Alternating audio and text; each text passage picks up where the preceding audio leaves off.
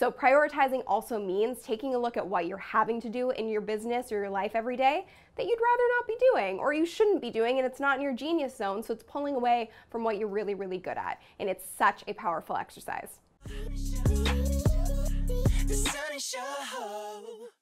Hey boss, welcome to The Sunny Show, and ooh, this is a good topic that I have been waiting to talk about. It's so important. So if you're sitting there watching me with one eye and have the other eye on your to-do list, here's what we're gonna do together right now.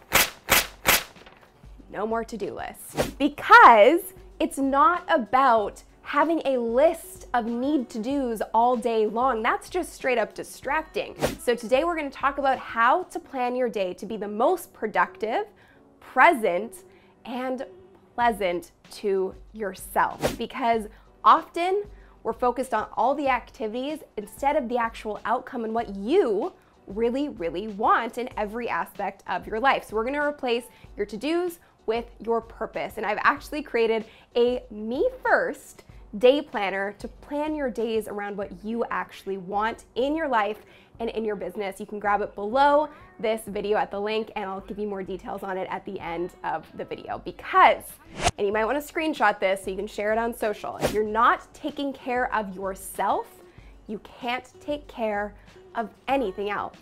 Here are my 5 steps to planning your day on your terms. Step number 1 is a me first mentality. And let's be honest, that's not generally how we plan our days. It's usually, what do I need to do for everyone else? What do I need to do for my business? And you kind of come last. So we're gonna flip that script. We're gonna put you first. So what does that mean? Well, I wanna have one caveat here. I know there's a lot of videos on my morning ritual and this is how you should start your day and da-da-da-da-da.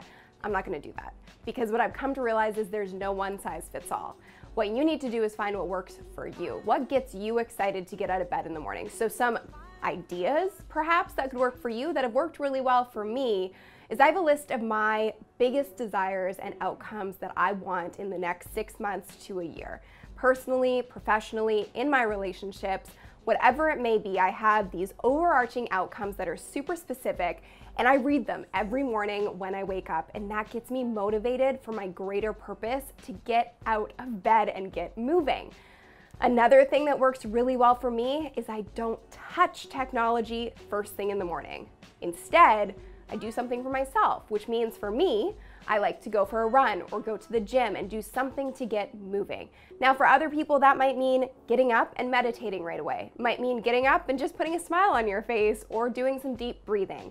You really have to find what works for you as an individual because we are all different. But all I want you to really understand here is that you need to start your day in a really good headspace. And the only way to do that is to take care of yourself before you take care of anything else. So what does that look like for you? So I'm going to challenge you to have that me first mentality right when you wake up. Step number 2 is simplify and focus on the outcome. So I'm just as guilty as anyone else of writing a long list of to-dos and just keeping myself busy by getting them all done. But that's not really feeding my soul or really getting to the core purpose of anything. And I think it's actually the best way to burn yourself out because you're just doing busy work and you're not doing what you really want to be doing. So this is from Tony Robbins. It's his RPM system of planning, the rapid planning method, and it's only focused on the outcome. What does that mean? Say in my business, we want to increase sales of a specific product by 20% this month. That is my overarching outcome. It's specific, I know exactly what I want, and therefore the to-dos that lie underneath that are going to be easy to understand and they're going to be serving that greater purpose. Or on a health level, maybe you want to lose X amount of weight, whatever that might be for you, or increase your muscle mass by X percentage. You want to keep your outcome super specific and something that actually makes you excited, and that's going to be different for everybody. Keep the outcome specific and something that motivates you so that it actually makes you want to do what you need to do to achieve that outcome. Now, I write these down, but I literally am writing down these 3 outcomes each day, no more. I keep it simple, and then I write subtasks just for those outcomes. So I'm not busying myself with a bunch of to-dos that aren't really necessary, or I could be outsourcing to somebody else. And yes, I physically write down my to-do list still because, let's be honest, if you pick up your phone and your to-do list is on your phone, what's the first thing you do when you pick up your phone? Ooh, Instagram. Ooh, Facebook. Oh, notification on Twitter. You're not focused on the to-do list, which you shouldn't be anyways. You're not focused on the outcome. You're focused on all of the things that are pulling at your attention instead of focusing on what you want to be doing. Step number 3 is really the subtasks of step number 2. So once you know the outcome that you want to basically break that down into subtasks of that outcome. So basically, how are you going to achieve that outcome and what can you be doing today to help get you there? Now, this doesn't mean achieving that entire outcome in one day, because I'm also guilty of trying to do that. And that's just not realistic or possible. So it's taking baby steps towards that overarching outcome. So creating intentional action steps is what I want you to do for step 3. Intentional action steps are not a to-do list, they're a to-love list. They're what you're going to do to thrive every day and achieve what you really want and your purpose in life and in business. So these intentional action steps need to be specific, they need to be doable and broken down into teeny tiny little baby steps. So you're not saying big things like what your outcome is, like increase sales by 20%, because if you put that down on your to-do list, you're gonna be like, well, how do I actually achieve that? And then it becomes this daunting and all-consuming task. So that can be your overarching outcome, but you want your subtasks to be intentional action steps that are baby steps that will slowly but surely, or maybe fast, get you to your goals. Step number 4 is prioritize. Now this is really, really important, because if you don't do this, again, you're just gonna get overwhelmed really easily and it'll kind of cause paralysis in not doing anything productive at all. So prioritizing means taking a look at what you need to be doing that day to achieve those overarching outcomes and looking at it through the 80-20 lens or the 90-10 lens, meaning that if you put all of your effort into one task, what task is going to give you the best outcome? So what's going to give you the biggest return on your investment of time? Because that's the item that you probably want to be focused on first. And also, which one is a timely task that needs to be done sooner than later to achieve that outcome? So another way to look at this is I travel a lot for work. I know a lot of you do as well. So really putting that pressure on yourself and saying, if I had to go out of town tomorrow and disconnect from everything, what's the one thing that I need to get done in order to achieve my outcome? Because that's gonna really put it into context and perspective instead of trying to achieve everything at once.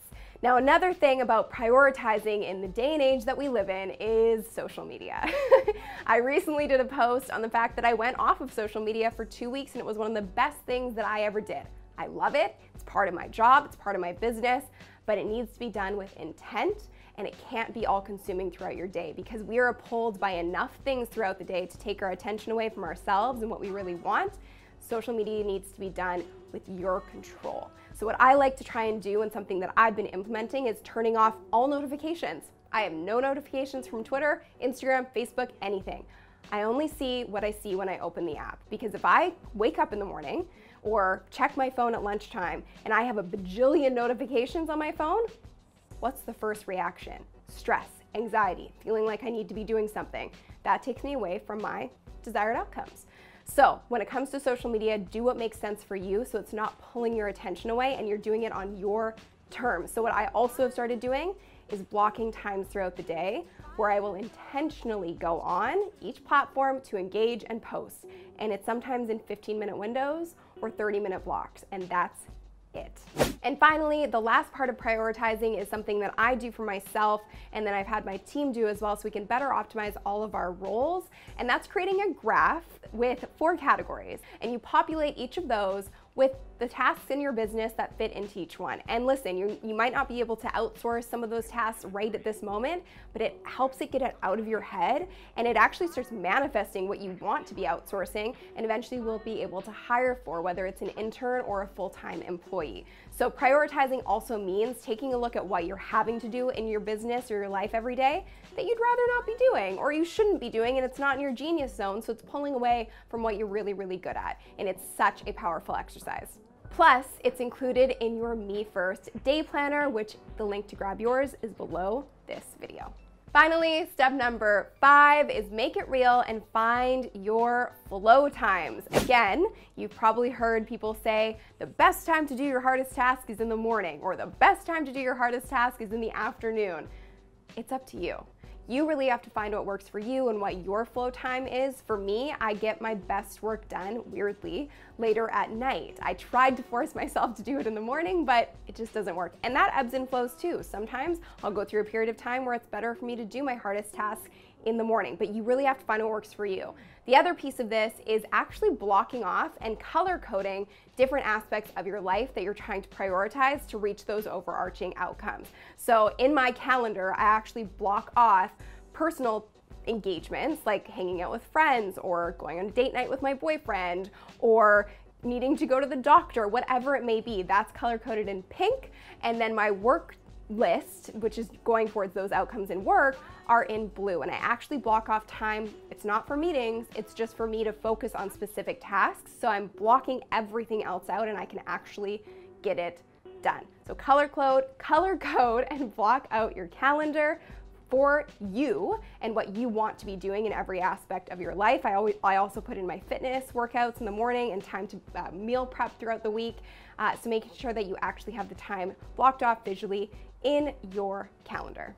One more bonus tip is if you really want to feel calm and on top of things each day as you go into your life and your business, one thing that I've found to really help me, and again, it's not one size fits all, but this has really helped me, is reviewing my intentional action steps each night. So knowing what's in store for me the next day and being able to then sit down and prioritize with the 80-20 or the 90-10 rule of what's going to give me the best outcome and what I should be getting done the next day, and I highlight those items. And now you can grab your Me First day planner, grab it with the link below this video, and make sure you get started on planning your days around what you actually want first.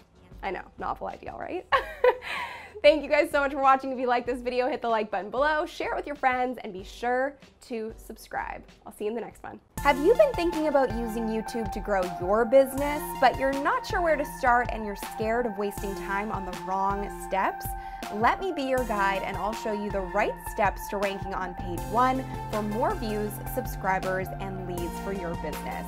Learn more at bossyoutube.strategy.com. The sun is shining.